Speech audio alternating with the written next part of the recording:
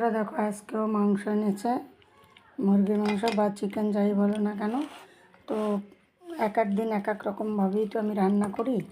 তোমরা বন্ধুরা বলো তুমি বেশিরভাগ চিকেন মাটন ছাড়ো, তো আমাদের বাড়িতে হয় চিকেন মাটনটা বেশি হয়। তো সব দিন আমি একরকম করি না, একটু আলাদা আলাদাভাবে করি। তো এখানে আমি লেবুর রস, হলুদ, লবণ সব কিছু দিয়ে মেখে নিয়েছি, রেখে দেবো প্রায় আধা ঘন্টা।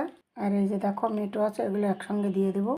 টক দই, আদা, জিরে, লঙ্কা সব কিছু একসাথে মিশিয়ে সব মেখে চেখে পরে কষিয়ে দেবো। তো দেখতে থাকো কীভাবে আমি করি আজকের চিকেনটাও।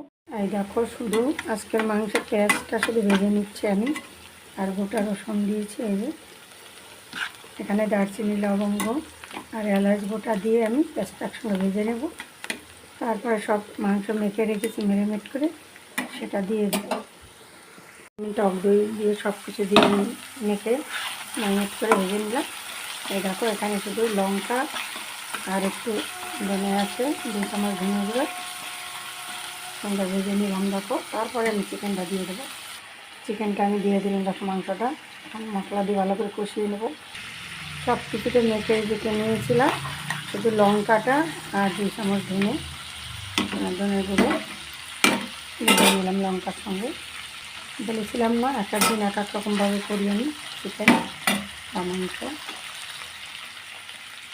দেখো কালারটা কত সুন্দর আসছে। এখন আমি জল দিয়ে দেবো। এই দেখো 1/2 কাপ জল দিয়ে দিলাম, বড় কাপের 1/2 কাপ।